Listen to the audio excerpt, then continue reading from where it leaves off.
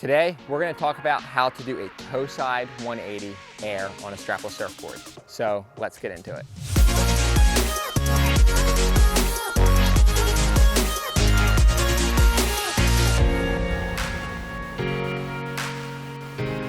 I'm Evan Netch, welcome back today. Last week we went over how to do a Toeside air on a surfboard, something that you can do in flat water and can easily be applied to waves.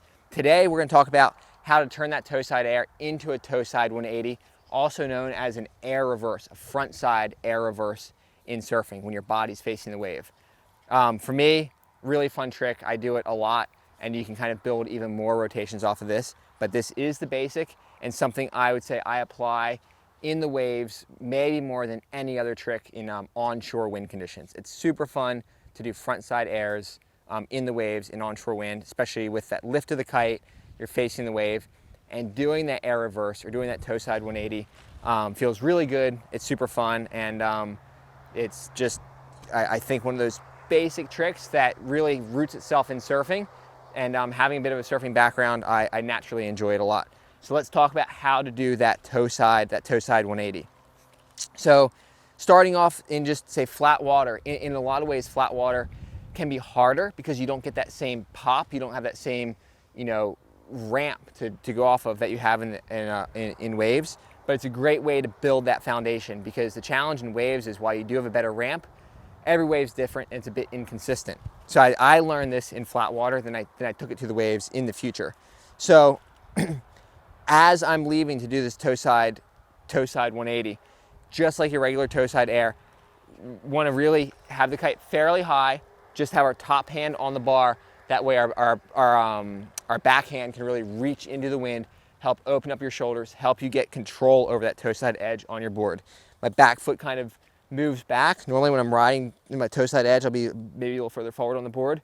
Right before I go into the air, I'll kind of step back on the board, get over that Toeside edge, front hand's off the bar, I'll carve up into the wind hard, and right as I release off the wind, the nose of the board kind of comes high. I'm facing straight into the wind, and I'll sheet in on the bar a bit to create some lift. Now, as soon as I sheet in on the bar and that nose of the board's high, I immediately push my back leg into the wind, kicking my back leg out, bringing the nose down. And it's interesting because you can actually do it really, really small too. You don't have to go high. You can almost get 2 inches off the water and just flick that tail of the board out to the point where your nose of the board's actually in the water and just rotate around and land backwards. So you don't need to go high at all. The key is really just extending that back leg, which pushes the tail up into the wind and drives the nose of the board down. When you do that, that really helps keep the wind underneath the board as well. So if I'm riding here, I'm Toeside, I'm on my Toeside edge, I'm carving up into the wind. I'm quickly, as I leave the water, kind of putting that weight on my heels to rotate the deck of the board to keep that wind on the bottom. Front foot's here. Tail comes up high, nose comes down, and then I come around to land backwards. I really come around and land backwards almost on that nose first, and then I set that tail down. And that allows the fins to be clear. That way you get all the way around, and what you want to do is you want to land completely backwards, almost to the point where your tail's pointed downwind a little bit. If you miss it by just say 15 degrees and you land and your fins are still just a little bit into the wind, then it's really hard to continue that rotation. You can land around backwards like this, and as soon as you land, your fins will catch and your board's going to slide back to your Toeside edge.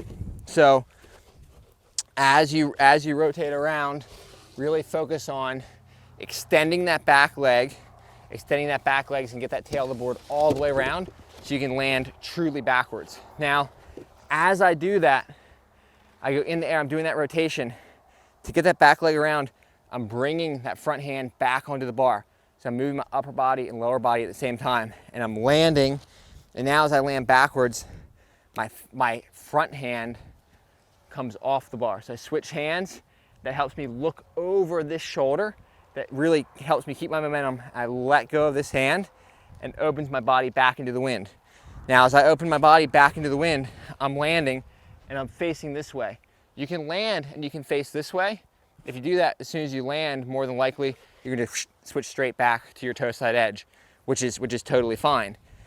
if you want to keep that rotation going and do that full 360, when you land backwards, if you land backwards with this hand now extended and your right hand on the bar looking over your shoulder, as soon as you land, you can kind of land and push the bar forward.